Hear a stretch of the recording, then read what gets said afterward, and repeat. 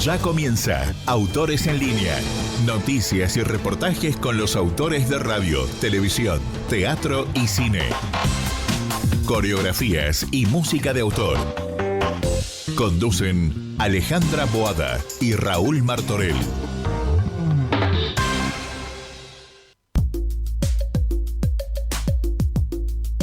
Hola, buenas tardes. Hola Raúl, ¿cómo estás? ¿Cómo estás, Alejandra? Feliz de otro Autores en Línea. Exactamente.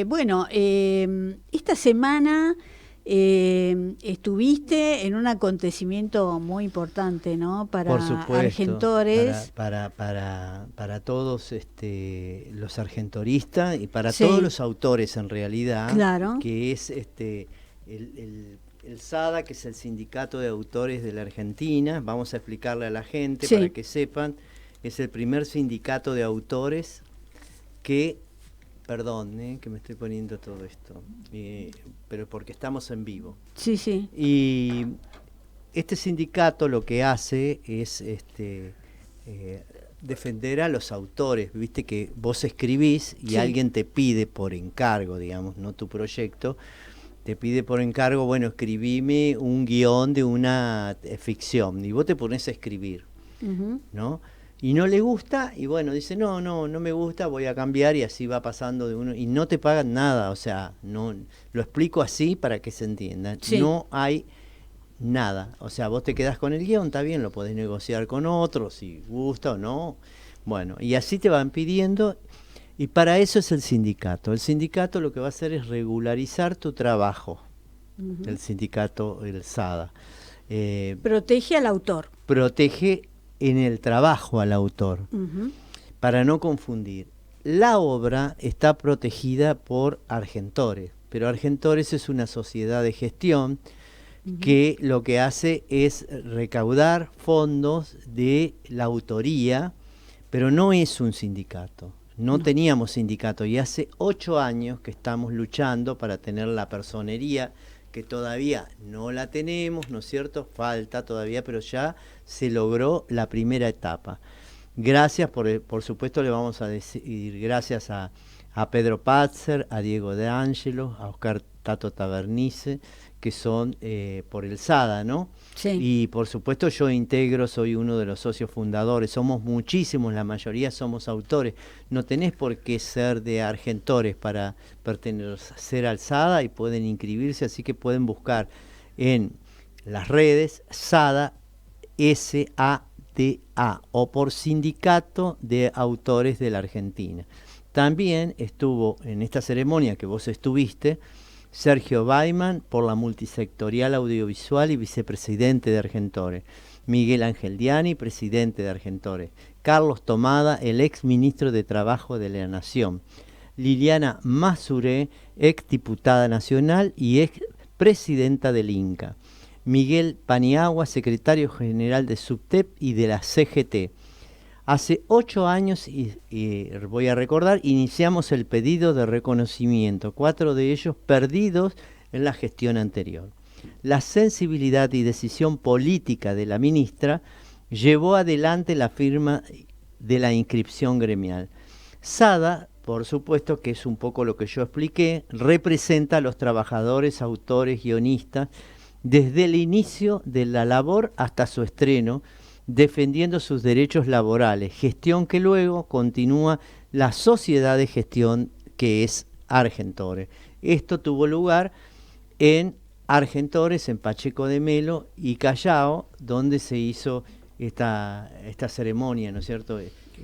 Entregar toda la firma, y estuvo la ministra, por supuesto, que decime vos el nombre. Kelly Olmos, que es la ministra de Trabajo, estuvo ahí, entregó unas placas también, además como reconociendo la entidad gremial, entregó una carpeta. La verdad habló muy bien, se sentía un poco intimidad de tener que hablar ante tantos autores, ¿no? Sí, ella Es dijo, difícil. bueno, hablar entre ustedes que saben muy bien hablar, Sí. pero no. Pero lo hizo muy bien. Estuvimos como en familia, además estaba lleno el auditorio, Sí. porque adhirieron, por supuesto, todos los autores y todos los sindicatos de la Argentina adhirieron, se transmitió por streaming, tuvo no sé cuántos, la cantidad de clics, de miradas, ¿no? Se dice. Sí, de vistas, y mandaron muchas felicitaciones de todas las entidades, ¿no? Así que esto va a ser historia, como dijo la ministra, como fue Argentores en su momento, que los autores tuvieron que pelear y un montón de cosas para conseguir esta sociedad de gestión, ¿no? Así que esto pasará a la historia, nosotros la iniciamos y bueno, ahora sigue todo el proceso de lo que corresponde, pero nosotros hace 8 años que venimos presentes en todo lo que tenga que ver, vamos con pancartas y nos hacemos presentes y hacemos ayuda a los autores, ¿no es cierto?, que nos consultan, porque tenemos todo armado, ¿no es cierto? Está todo armado, faltaba eso, que no se encontraba dónde estaba, o sea, un montón de cosas tuvimos. Y bueno, esta ministra lo encontró, evidentemente estaba, y bueno, y lo firmó y lo presentó y hizo todo lo que corresponde, por supuesto. Le agradecemos muchísimo porque lo necesitábamos. Todos los autores de la Argentina lo necesitábamos. Acá dice, bueno, durante el acto se leyó la resolución que en su primer artículo sostiene: inscríbase en el registro de asociaciones sindicales de trabajadores al Sindicato Argentino de Autores, SADA. Así que la verdad, felicitaciones a todos. No sabés qué relajado después Sí, pero ahora les queda una tarea enorme. Muy difícil porque hay que trabajar. Nosotros venimos trabajando hace 8 años ad honorem, ¿no? Claro. Ad honorem. Y ahora seguir trabajando ad honorem, porque hay que armar todo completo. Estábamos trabajando los que podíamos, ¿no es cierto? Claro. Así que los invito a que conozcan el SADA y que los autores de cualquier lugar del país se pueden hacer socios, porque es muy bueno, va a tener todo lo que tiene un sindicato. Un sindicato, ¿no? Sí, la verdad. Muy completo, así que, y agradecerle a Tato Tabernice, a Pedro Pazzer, a Diego D'Angelo, que se han puesto todo esto al hombro, y muy importante, la ex, creo que es diputada Masuré, ella, bueno, estuvo en el Inca durante mucho tiempo. Ex diputada nacional y ex presidenta del Inca, porque también ella siempre nos apoyó desde el primer día, primer día, y no salía. Y después volvimos, íbamos con abogados, no se encuentra, hubo que hacerlo todo de nuevo, porque se ve que lo habían tirado, ¿viste? Y bueno, y esta ministra le prestó atención, así que muchísimas gracias a la ministra. Muy bien, y estuvo Tito Cosa también, por la supuesto, verdad. Ese es el socio número 1. El socio número 1. El socio número 1, Tito Cosa, que apoya todo esto, ¿no? Por supuesto. Y bueno, y a partir de ahí cada uno logró juntar socios, yo desde la coreografía y muchísimos más. Los coreógrafos somos autores, coreógrafos y coreógrafas, y logramos juntar, pero el triple de lo que se necesitaba, ¿no? Porque te piden una cantidad de socios. Claro. Y se asociaron solamente pensando en la persona a quien conocían, porque no existía, viste, que tenés que confiar y decir, bueno, voy a ser socio. Bueno, así que muchísimas gracias a todos los que participaron, porque hubo muchísimas reuniones que hicimos desde el Teatro del Pueblo, cuando recordábamos el otro día cuando estaba en la calle, en la Diagonal Norte. Y después se siguieron las reuniones en el nuevo Teatro del Pueblo, en Lavalle, y en diferentes lugares, muchos gremios nos ofrecieron sus lugares y íbamos a hacer las reuniones porque no teníamos lugar, digamos, no teníamos un lugar específico, porque hasta que el ministerio nos dijera, bueno, tienen que tener un lugar específico, y ahí sí, ya lo tienen, por supuesto, el SADA. Bueno, excelente. Gracias por estar, Alejandra. No, porque fue un placer. La verdad que te avisé en el momento, porque vos sabés que todo sucedió muy rápido, no es que sabíamos de antes. Nos dicen, ya se firmó, de un día para otro fue. Claro, excelente. No lo podíamos creer.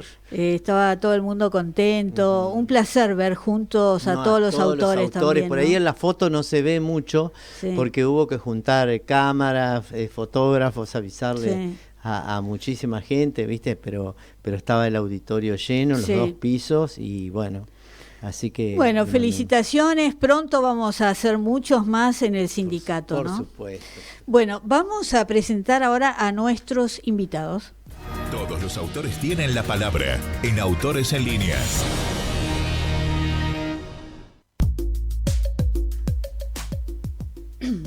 Muy bien, le damos la bienvenida a Candela Bey y Martín Pereira. Bueno, Candela es guionista, es documentalista, realizadora audiovisual, investigadora de cine con perspectiva de género. Actualmente creo que sigue, ¿no?, cursando la maestría en cine de América del Sur en la UNA.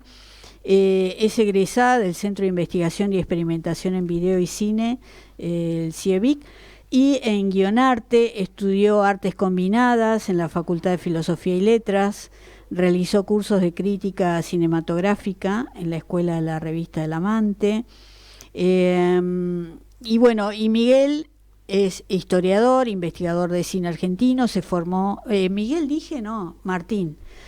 Martín Miguel Pereira es historiador, investigador del cine argentino, se formó como profesor de historia y director cinematográfico, ejerció la crítica cinematográfica en diferentes medios escritos y digitales, realizó numerosas reseñas bibliográficas para prestigiosas revistas académicas en el campo de las ciencias sociales, y bueno, y juntos han realizado, bueno, casi todo, creo que los cortos que han hecho lo hicieron juntos, y realizaron la biografía de Vlasta La, que tal vez a algunos les suenan, otros no. Ahora nos van a contar de quién es Vlasta La. Es la primera mujer que filmó largometrajes de ficción en Argentina, y van a presentar el libro mañana, jueves, en el Festival Internacional de Mar del Plata. Le damos la bienvenida. Hola, Candela. Hola, buenas tardes, ¿Cómo andan? Sandra. ¿Cómo andan? Hola, Martín. Hola, buen día. Buenas tardes, Candela, buenas tardes, Martín. Raúl Martorell los saluda. Buenas tardes, Raúl. Muchas gracias por la invitación a los dos. No, por nada, nos resulta muy interesante. Bueno, nos encanta el Festival de Mar del Plata, siempre lo cubrimos con todo lo que pasa ahí. Es un festival que le tenemos mucho aprecio. Argentores siempre está presente en el festival. Y bueno, queríamos que nos cuenten cuál es la expectativa mañana, a qué hora es, cómo va a ser eso. Bueno, mañana la presentación es en el Espacio Chauvin, en San Luis 2845, si no recuerdo mal la dirección, a las 14 horas. Y bueno, vamos a presentar el libro por primera vez acá en Mar del Plata. El libro salió hace muy poquito, hace un par de meses. Así que, bueno, con mucha expectativa, porque el año pasado presentamos el Work in Progress del documental que estamos haciendo sobre Vlasta La, y en este transcurso de este año terminamos de escribir el libro, así que estamos presentando este año ahora el libro de Vlasta. Así que, bueno, como muy contentos, porque de alguna manera todos los años, desde el 2021 que presentamos en el concurso de ensayos Domingo de Inúbila, parte de esta investigación, así que todos los años estamos presentando algo en el Festival de Mar del Plata sobre Vlasta La. Así que bueno, la verdad que muy contentos por eso, y además de que se le dé el lugar que se merece, porque fue una gran olvidada del cine, esta primer mujer en dirigir una película sonora acá en Argentina. Cuéntenme un poco, ¿cómo llegan ustedes a Vlasta La? ¿Cuándo la descubren? Bueno, empieza más o menos en el año 2015. Ella estaba ahí cursando en Filosofía y Letras, el seminario de investigación, y decide investigar a las pioneras del cine de Latinoamérica, y entre esos nombres estaba el de Vlasta La. Bueno, el trabajo terminó, pero bueno, ella se quedó como con ese personaje que no había encontrado nada, o sea, de las otras más o menos, en internet, en algún libro había podido encontrar algunos datos, y de esta mujer no. Me comentó toda esta situación y empezamos de a poco los dos a investigarla, y al comienzo era nada, de nada, en ningún lado, en libros, en internet, en bibliotecas, y eso como que, no sé, nos tocó alguna fibra, algo que también así de tosudos, ¿no? De decir, bueno, hay que saber sobre esta mujer, y bueno, desde el 2015 hasta ahora estuvimos investigándola y seguimos investigándola, la verdad, todavía.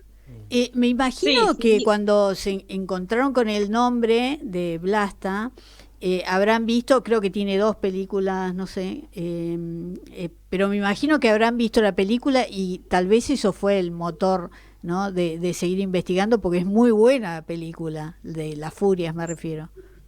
Sí, bueno, como él comentaba, ¿no? En el 2015 que yo llego un día a casa y digo, bueno, acabo de descubrir este nombre, muy extraño el nombre ya, y las 2 películas que si bien hoy se pueden ver en YouTube en muy mala calidad porque son bajadas de Canal Volver, en ese momento del 2015 no estaban en ningún lado las películas. Entonces las tuvimos que ir a ver al Instituto Gino Germani en una computadora, en una oficina, y la verdad que ver en una computadora con un monitor antiguo, ver estas 2 películas de Blas Talá, que son Las Furias y Las Modelos, fue realmente un hallazgo, ¿no? Porque si bien no solamente se queda en el nombre o la frase de la primera mujer que dirige una película sonora en Argentina, sino que además sus películas son muy potentes, o sea, tratan sobre problemáticas de las mujeres, el rol de la mujer en la sociedad, temas que son vigentes hoy en día, y esto ella lo estaba presentando en el año 60. Así que bueno, ahí fue aumentando nuestras ganas de investigar a Blas Talá, de saber todo sobre su obra y sobre su vida, porque no llega a dirigir en el 60 así de la nada, ¿no? No fue una paracaidista, fue una mujer que se formó en Italia, en la escuela de cine más importante, más antigua de Europa, estudió cine ahí, vino a la Argentina, trabajó en los estudios San Miguel, siendo el asistente de dirección más importante del estudio, porque estuvo asistiendo a los directores más conocidos, ¿no? Hugo del Carril, Sofich, Saslavsky, bueno, a todos los directores del cine clásico argentino ella los asistió. Y bueno, y después con un trabajo en la industria de muchos años, puede hacer algunos cortometrajes de publicidad y luego filma Las Modelos en 1960. Perdón, Las Furias en 1960 y Las Modelos como segunda película en el año 63 se estrena, ¿no? Así que bueno, eso fue muy interesante poder ir hilando año a año toda la vida de Blas Talá y su obra. Así que bueno, más allá del documental, que como comentaba antes, que lo habíamos presentado en el Festival de Mar del Plata, el Work in Progress el año pasado, nos pareció que también teníamos que escribir el libro, ¿no? La biografía de Blas Talá. Bueno, ¿y nos podés contar un poco de dónde viene el origen, su nombre, o una mini bio de los orígenes de Blasta? Bueno, algo interesante era su vida también, porque si bien al comienzo nos atrapó sus películas, después cuando empezamos a investigarla, descubrimos que tenía una vida de novela, realmente. Ella nace en el Imperio Austrohúngaro en el 1913, esa zona que es Pola, que era un puerto, luego de la guerra pasa a formar parte de Italia, entonces Italia, especialmente luego con el fascismo, empieza con un proceso de italianización de toda la zona, en el cual se cambian los nombres y los apellidos. Su nombre se ve que era imposible de italianizarlo, pero el apellido original es Lach, o sea, L-A-C-H, y se lo cambian por Lach, digamos. Pero bueno, su familia sí, por ejemplo, su padre se llamaba Franz y pasa a llamarse Francesco, su madre se llamaba Anne y pasa a llamarse Ana, pero bueno, ella queda con este nombre raro que la va a acompañar, y ella, bueno, se vuelve italiana, de alguna manera. Se muda a Roma con la hermana, tiene diversos oficios, entre los cuales uno de ellos, el más exótico quizás, es el de vendedora de perfumes en transatlánticos. Luego también hace de modelo, la hermana también era modelo. Y después se inscriben en esta escuela de cine que recién empezaba, el Centro Experimentale, porque antes funcionaba en la Academia Santa Cecilia, que es la academia de música más antigua y más prestigiosa del mundo. Bueno, sí. Abrió en esa época su parte de cine, y ellas son prácticamente de las primeras alumnas, ¿no? Y ella luego lo conoce a Catrano Catrani, que va a ser su marido, su esposo durante toda su vida, y ella después se pasa de la actuación a la dirección. Y ella llega acá ya recibida con Catrano Catrani, pero ya como recibida como directora, ¿no? Y ahí es donde vos decís que empieza a ser asistente de dirección de varios cineastas argentinos, digamos, de la época. Sí, o sea, ella cuando llega en realidad en el 38, junto con Catrano Catrani, él enseguida empieza a trabajar en los estudios San Miguel como director del estudio y hace su primer película en el año 42, ¿no? Pero Blasta empieza a trabajar en esos primeros años de los 40 porque ella ya viene embarazada, así que tiene un hijo, es muy difícil ponerse a trabajar quizás en esa situación, pero bueno, empieza asistiendo a los directores y por lo que sabemos, por las fuentes que fuimos recolectando, fotografías de la época y alguna documentación de la prensa de ese momento, ella asistió tanto a Hugo del Carril y a Homero Manzi y Ralph Papier en sus debuts cinematográficos. Entonces, por lo que vemos en estos documentos y por lo que nos cuenta el hijo de Blas Talá, ella se había hecho cargo de muchas escenas que los directores, al no estar formados en la técnica, sobre todo Hugo del Carril, que además tenía que actuar en su película, nada, descansaban en ella, ¿no? Ella se hacía cargo de esas escenas y las terminaba dirigiendo ella. Así que bueno, ella venía con una formación muy importante porque había sido alumna de Alessandro Blasetti, bueno, había estudiado en un lugar donde estudiaron un montón de directores y directoras muy importantes, ¿no? De hecho, Fernando Birri, Manuel Puig, gente, García Márquez, estudiaron en el Centro Experimentale, y Blas Talá también estudió ahí, pero nadie la recuerda, ¿no? Entonces, bueno, también un poco lo que nos preguntabas antes, todo eso nos fue motivando a investigarla desde su nacimiento hasta el último día de su vida, ¿no? Ahora, ¿figuraban los créditos de las películas? Porque por lo general, viste, ya el autor a veces es difícil que lo pongan, pero encima mujer, ¿figuraban los créditos de las pelis?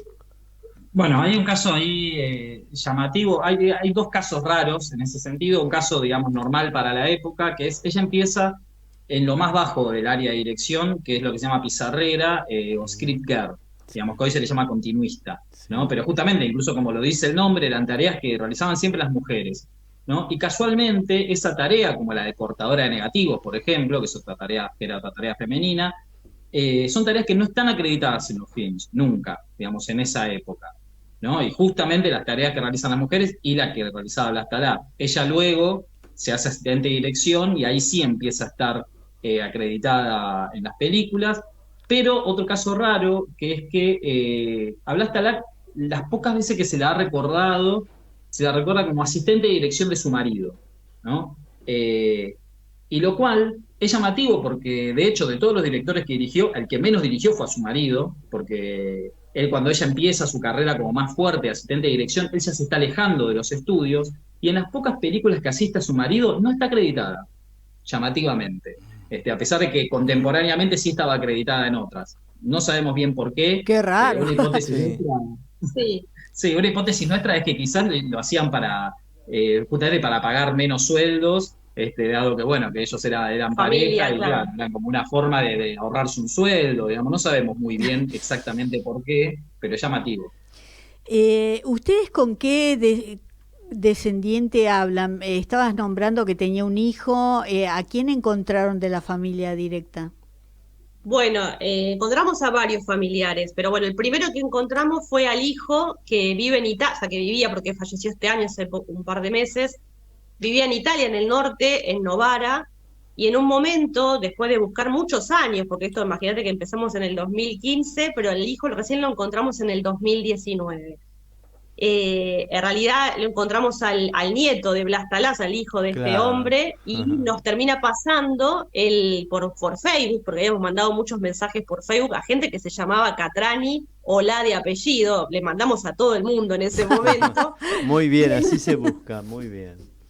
Bueno, y en un momento nos contesta el nieto de Blas Talá diciendo, sí, yo soy el hijo de Víctor Catrani y te paso el teléfono de mi papá que vive en Novara. Así que bueno, llamarlo por teléfono fue fuerte porque, bueno, es como que te llama gente de Argentina después de tantísimos años a decirte que están investigando a su madre, a Blas Talá, y que quieren hacer una película sobre ella, ¿no? Qué bueno. ¿Y él Así había que, bueno, nacido acá? él había nacido acá, Ah, claro, mirá. Blas Talá viene embarazada de Italia Claro, te y escuché nace él eso en el por eso. 38, o sea, apenas llegan a los poquitos meses nace él. O Así sea que él ahí- falleció en el 38, tendría 86 años, ¿no? Claro, 85 años, porque creo que no llegó 85. claro, al cumpleaños, así Y que el- 85 años tenía. ¿Y el nieto de Blasta, cuántos años tiene hoy, más o menos?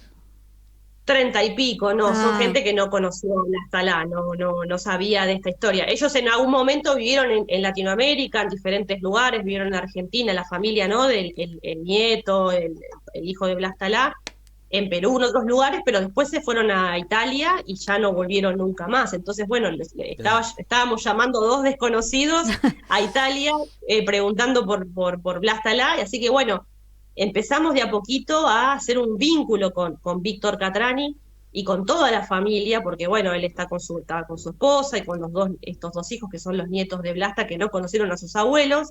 Y bueno, poco a poco, entrevistas telefónicas primero, hasta que pudimos viajar a Italia, y ahí le hicimos una entrevista de 3 días, y bueno, ahí nos empezó a contar muchísimas cosas, a fotografías que están en el libro que vamos a presentar, fotos que nos dio él. Bueno, la verdad que fue eso, fue realmente empezar a conocer a Blástala. Pero eso no termina ahí, porque ya después en la pandemia, todos encerrados, seguimos recibiendo esos mensajes que habíamos mandado de Facebook de otros familiares. Entonces ahí aparece una sobrina nieta de Blas Talá que nos termina diciendo que tiene una valija llena de cartas, que eran las cartas que le escribía Blas Talá a su hermana Neva, que estaba en Italia. O sea, se las escribía de acá de Argentina hacia Italia. Bueno, esas cartas nos las envía a través de mail también, en archivos. Y bueno, ahí empezamos también a conocer la voz de Blas Talá, ¿no? De puño y letra. Qué lindo. Cosas que contaba de Argentina, de lo que era difícil para ella, siendo una extranjera, siendo mujer, trabajando en una industria que todos eran hombres, ahí no había otras mujeres, salvo las actrices, no había mujeres. Claro. Entonces, bueno, todo eso lo estaba contando Blas Talá en las cartas, así que eso nos pareció realmente maravilloso, y por eso también nos dimos cuenta que para la película ya excedía el material que estábamos recolectando, entonces teníamos que escribir el libro, ¿no? Así que bueno, y después aparecieron otros familiares, gente que vive en Australia, gente que vive en Argentina, bueno, nos fueron aportando en todos estos últimos años muchísima información de Blas Talá. Claro, es demasiado Qué para maravilloso. para una película, sí o sí había que hacer el libro, o sea Claro. que hay cartas, entonces ahí en el libro aparecen algunas de las cartas. Sí, aparecen fragmentos. La idea del libro fue como que, bueno, que las cartas de alguna manera sea una especie de unión de todo lo que es la historia, la biografía de ella, atravesada por la historia, primero de historia mundial, porque, bueno, ella viene un poco escapando de la guerra, de la Segunda Guerra Mundial, y, bueno, de la Primera Guerra Mundial. Perdón. No, ya viene Sí, escapando de viene la escapando de, segunda. claro.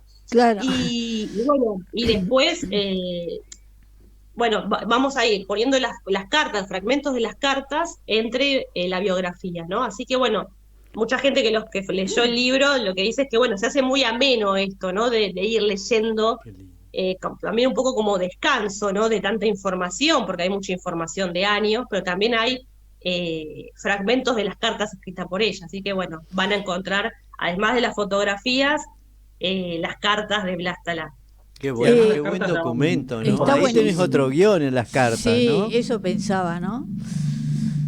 Ay, ¿qué? No escuché. No escuchamos. Ahí ¿Cómo? en las cartas que te habrán quedado tenés otro guión.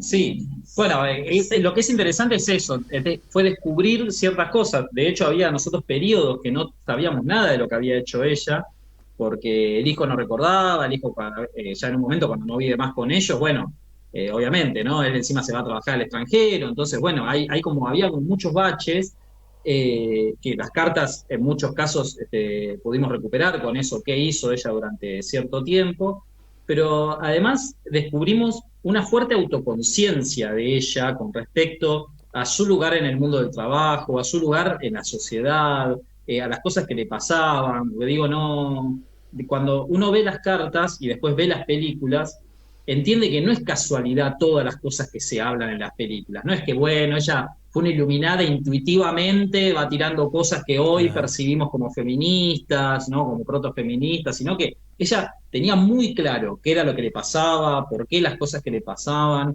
De hecho, hay una carta que es muy jugosa en su totalidad, pero que dice cosas como yo no nací para las tareas del hogar, yo sé que mi hijo está muy abandonado, pero bueno, ya es tarde para remediarlo porque yo amo mi profesión. O sea, son cosas muy fuertes para decirlas Sí. en 1946. Claro, O sea, sí, sí. Ahora, yo quiero saber una cosa. En la película Las Furias, que es la primera que hace, ella como guionista y como directora, tiene un elencazo que son Mecha Ortiz, Olga Zubarry, Aída Luz, Alba Mujica y Elsa Daniel. Qué Quiero saber increíble. ¿cómo hizo para que accedan y que ser dirigidas por ella, que no era tan conocida, era su primera película? ¿Cómo logra esto? Bueno, a ver, Creo que son varias cosas. hay que tirar hipótesis en Sí. cada caso, digamos. Con algunas actrices había trabajado ella ya, como el caso de Mecha, el caso de Aida Luz, y no me acuerdo si alguna otra, puede ser con Olga Zubarry también. Con Entonces, Elsa bueno, Daniel puede Elsa ser, Daniel, sí. porque Claro, estaba ella mucho también con fue Torre Nilsson. asistente. Claro, no, con Torre Nilsson ella asistente no fue nunca de Torre Nilsson, Blas Talán, pero sí en estas películas que hizo en San Miguel, en algunas estaba Mecho Ortiz Claro. o bueno, Claro. Aida Luz. Entonces, Tenía acceso en esas directo. películas las conocía y además también algunas de estas actrices también habían trabajado para Cadrano Catrani, entonces también está Claro. esa conexión. Pero más allá de esto, siempre la película en ese momento, ¿no? Que iba a ser dirigida por una mujer, la primera en la historia, había como una expectativa. Entonces yo creo que las actrices también estaban como con expectativa de lo que iba a ser esta película, ¿no? Entonces yo creo que son varias hipótesis. Era muy importante porque iba a ser la primera mujer que iba a dirigir una película y además la conocían porque ella venía trabajando en la industria desde la década del 40. Claro. Entonces, era conocida en el ambiente, si bien ella tenía un perfil muy bajo, era conocida, ¿no? Entonces, bueno, creo que entraron por ahí. Y en sí, además esa... también hay otra cuestión de que en el 60 ya había cambiado mucho el sistema de estudios, entonces ya los actores no están atados a un estudio, lo cual hubiera sido más difícil por las negociaciones que se Claro. daban entre las empresas, sino que bueno, ya es una etapa plenamente independiente, porque de hecho la película la produce Catrano Catrani y ellos llegan a obtener los fondos para la película, porque ellos unos años antes se estrenan Alto Paraná, que también la dirige y la produce Catrano Catrani, y les va tremendamente bien, creo que está como 17, 18 semanas en cartel la Sí. película, o sea que realmente logran una pequeña fortuna con la cual ellos pueden producir después una película de esa envergadura también. Sí. Dentro de la producción de esta película de Las Furias hay una mujer, ¿no? Está, sí, Sí, Elba Romero. Elba sí, Romero. está Alba Romero en la producción y bueno, Sí. y había bastantes mujeres en el equipo técnico, ¿no? Claro, eso me llamó la directora atención. de arte. Sí, de Eh, hecho, con Elba Romero nos pasó algo que nos está pasando últimamente también mucho, que es que de repente empiezan a aparecer familiares de los técnicos, que a veces nosotros los buscamos deliberadamente y no los pudimos encontrar, y de repente a través del Instagram y bueno, las cosas que se van publicando, justamente la otra vez encontré por Twitter a una persona que había dicho que su abuela había trabajado en una película de Blas Talá. Entonces, al toque me comuniqué, le dije, bueno, ¿quién es? ¿Quién sos vos? ¿Qué sé yo? Y ahí me contó esto, que era la nieta de la productora, y bueno, estamos ahí en contacto. Digo, más allá de que nosotros terminamos el libro y todo, nosotros seguimos investigando a Blas Talá. sí, siempre aparece algo nuevo. Sí, sí, estamos ahí como muy ligados. Además, bueno, esto de tener tanta relación, porque fueron muchos años, ¿no? Con la familia, así que están al tanto, la gente que vive en Italia está al tanto de la presentación, los que vienen a ustedes están al tanto de la presentación del libro y de cómo va la producción de la película nuestra. Entonces, bueno, tenemos que eso, como de alguna manera están todos muy contentos por estar dándole este lugar a Blas Talá, que muchos familiares me dicen que ni Blasta se lo hubiese imaginado, ¿no? Porque realmente ella, por lo que vemos en las cartas, no es que lo estamos inventando, sufrió mucho esta situación de hacerse un lugar en una industria que en ese momento, si bien hoy todavía no es 50-50, en ese momento era única. Sí. Ella era Sí. la única directora que Sí. estaba queriendo hacer una película, ¿no? Entonces, bueno. Tal cual. En el documental que están haciendo, ¿es todo justamente documental o hay parte de ficción? ¿Habrá alguna parte que alguien haga de ella o no? Sí, hay un poco de eso. Va a ser un poco más lúdica la película, no Qué tanto bueno. documental como de cabezas parlantes y de entrevistas, sino un poco de reconstruir, por un lado, la investigación, porque medio a lo true crime, ¿no? A esto de cómo investigar, aparte que fueron años y de alguna manera fue muy, nosotros lo contamos ahora y parece gracioso, ¿no? Pero lo hacíamos como medio como si fuese un investigadores privados. Y por otro lado, o sea, detectives, ¿no? Y por Sí, otro sí. lado, que ella aparezca, ¿no? Que Blas Talá sea conocida, sea realmente, ella misma pueda contar su propia historia. Qué bueno. ¿Ya tienen pensado qué actriz la va a representar o no? Estamos trabajando ahí. Estamos trabajando en eso. Hay algunas posibilidades, pero todavía no podemos decir nada. Porque está buenísimo, la Qué verdad es un buena buen idea, sí, papel pero totalmente. para hacer la Totalmente. historia de ella, ¿no? De tanta Sí. fuerza. Quería ver si me pueden contar un poco el argumento de Las Furias, tal vez para los que no lo saben, la verdad que es muy interesante el tema y por lo que decían, ¿no? Por la época en que fue filmado, en 1960. Bueno, el argumento está basado en una obra de teatro de 1950, de 10 años antes, una obra homónima de Enrique Suárez de Deza, y la historia son 5 mujeres alrededor de un hombre, ¿no? Un hombre que está siempre ausente, que de hecho no aparece al comienzo de la película a su espalda, que es la de Catrano Catrani, digamos, Sí, y luego está ausente toda la película, y las mujeres se definen en tanto el rol que tienen con este hombre, ¿no? De hecho, los personajes no tienen nombre, se llaman la hija, la madre, la hermana, la esposa, y luego una es la amante. eh, y, digamos, en esa casa es como que empieza a surgir todos los enconos y los rencores que tienen entre ellas, y está esta amante, que está como fuera de la casa, que es una persona de mucha plata, una empresaria. Y bueno, y esta gente es como una especie de clase media muy venida a menos, y ellas quieren salvarse haciendo que este hombre deje a su esposa y se case con esta empresaria, digamos. Ese sería como el argumento como que no, es muy aceptan. cínica, además tiene unos Sí, diálogos sí. tremendos porque no les importa nada, o sea, hablan con un desparpajo de todas estas cuestiones, Sí, no es que es algo velado, digamos, como que sí. a la esposa le dicen en la cara directamente, bueno, ¿por qué no salvás a la familia? Te divorciás y nosotros con la otra, le dicen como, bueno, te ofrecemos algo para que te vayas, ¿no? Como una cosa así bastante turbia. Qué frío. Sí, no es tremendo, pero Sí, las y aparte actuaciones eso, son. ¿Ya existía el divorcio ahí? No, bueno, Ajá. es un tema muy interesante porque existía, pero solamente podían acceder personas ricas, ¿no? De Claro, hecho, sí, yo esta sé que amante, era que era muy costoso para la empresaria, se época. pudo divorciar, pero claro, Claro. hay un desfasaje ahí porque cuando se hace la obra, en ese momento, también es el momento en que Perón legaliza el divorcio, Sí. y después cuando es el 60, digamos, todas esas leyes ya se habían ido para atrás con la Libertadora. Entonces, la mujer esta empresaria habla de un divorcio que ella tuvo con su propio marido en pasado, pero nunca se habla del divorcio en el presente, digamos, ¿no? Porque obviamente no se podía nombrar porque en ese momento era ilegal, ¿no? Entonces hay Claro. como una cuestión ahí, medio que sí está entredicha, pero bueno, es muy claro igual el argumento. Bueno, hay que separate, como bueno, andate de la casa y viene la otra, esta nueva, ¿no?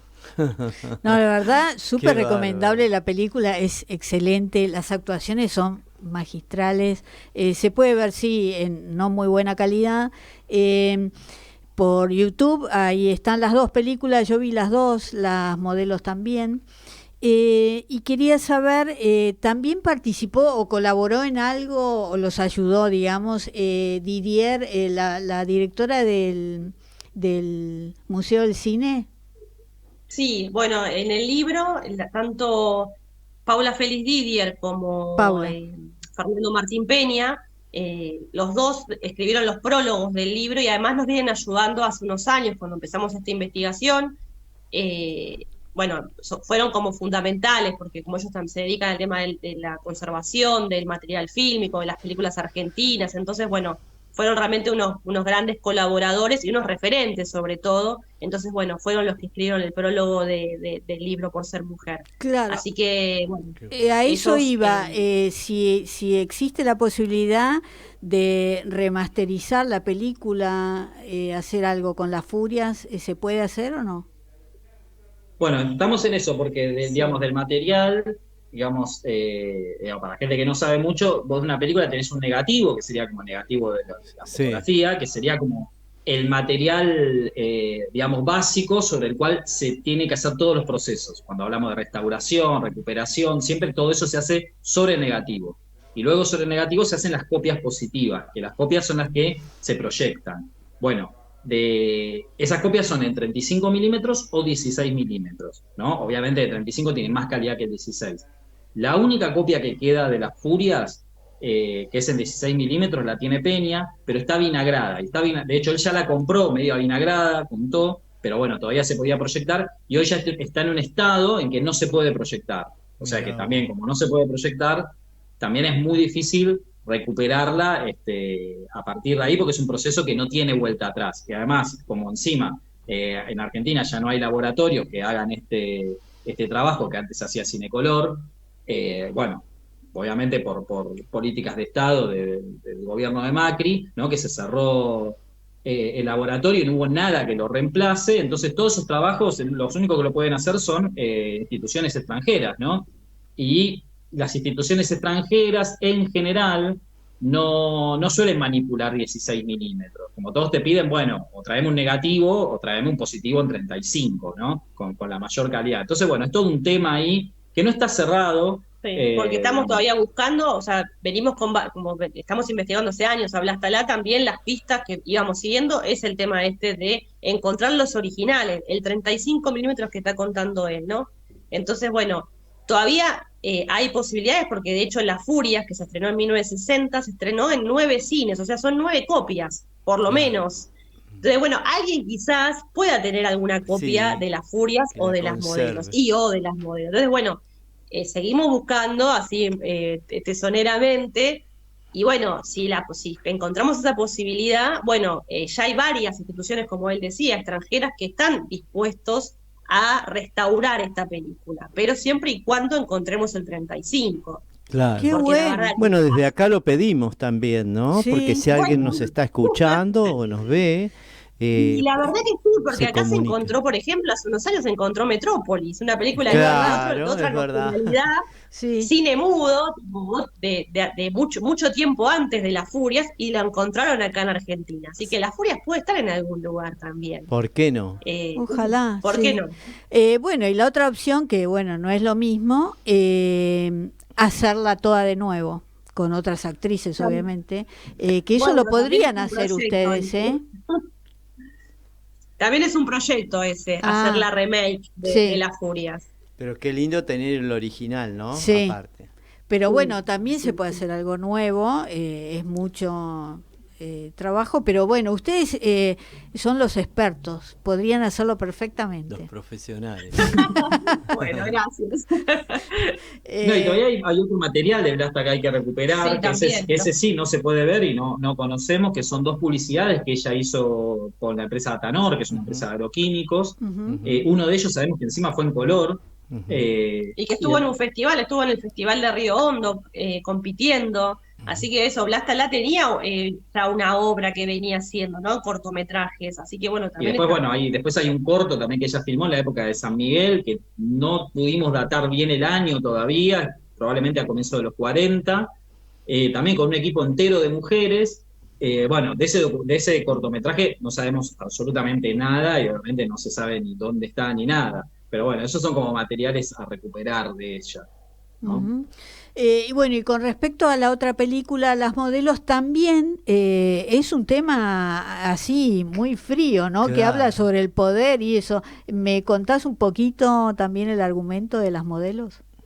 Sí, bueno, Las Modelos son justamente 2 modelos muy jóvenes que están en una agencia de modelos. Ellas de alguna manera están como buscando este lugar en el mundo y su lugar, también siendo jóvenes en los 60, mujeres que encima se dedican a algo que veo para el momento, y todavía lo sigue siendo un poco como frívolo, ¿no? Pero bueno, ellas son muy cínicas, estas 2 personajes, porque de alguna manera se tiran una a la otra, que una te dice que es feminista y que cree en la igualdad de los sexos, y la otra medio que le dice, bueno, vos crees, la igualdad de los sexos está bien para las ricas, ¿no? Como que encima hay unas cuestiones también de clase ahí en la película, no solamente de feminismo, sino que además, bueno, el feminismo para las ricas, le dice una a la otra.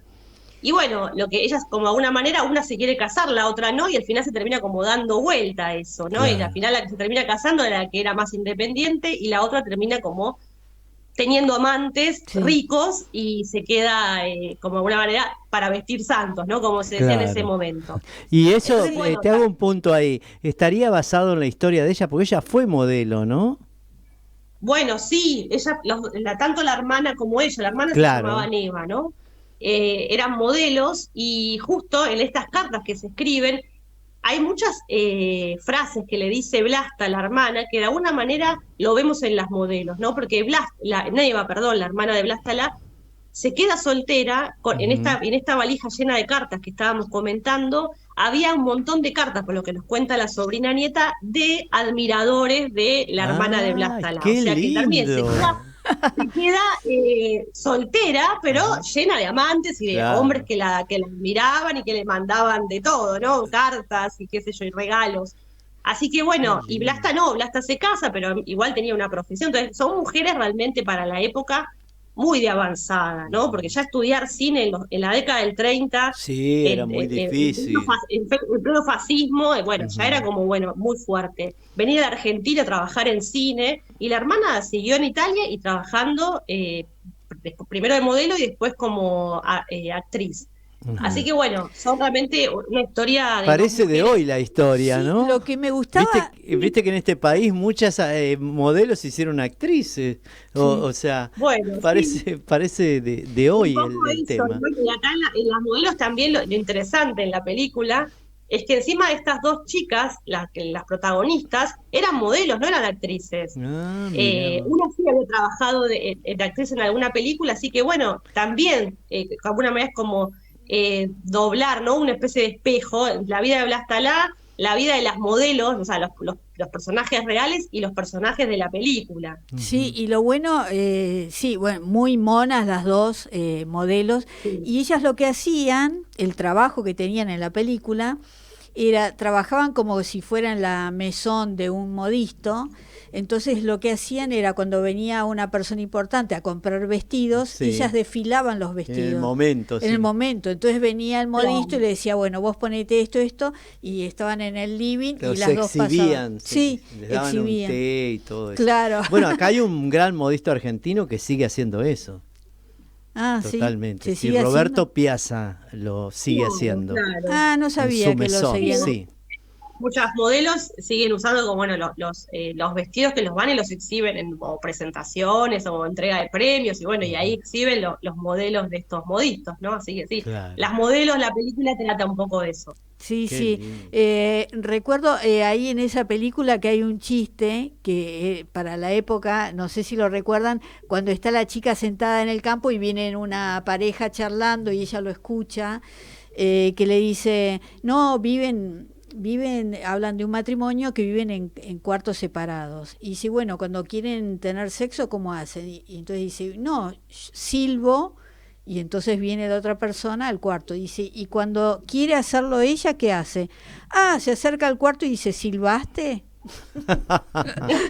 Qué bueno. Bueno, en esa misma escena Sí. hay un chiste todavía más fuerte que queda medio velado porque justamente la película no se ve bien. Entonces, nosotros nos tardó bastantes visualizaciones Sí. en darnos cuenta de eso. Sí. En un momento ellos miran fuera de campo y hacen un chiste y dice, ahí viene la parejita más feliz de Buenos Aires. Sí. Y cuando muestran el contracampo, son dos hombres que vienen caminando. Lo que pasa es que en la copia no se lo ve muy bien. Entonces quizás a la primera visión uno está mirando en otra parte del campo porque es un plano muy abierto, Claro. pero están haciendo referencia a dos hombres, ¿no? Y después, al final de la película, ella también, cuando el modisto se quiere casar con ella, ella también le dice algo así como, vos querés casarte conmigo para que te sirva de pantalla, para que te crean que sos un hombre Mirá normal. vos, qué Sí, sí. avanzado. Fuerte, no, de hecho, nosotros la que la volvimos a ver hace poco, también por la presentación, frases muy ácidas, ¿no?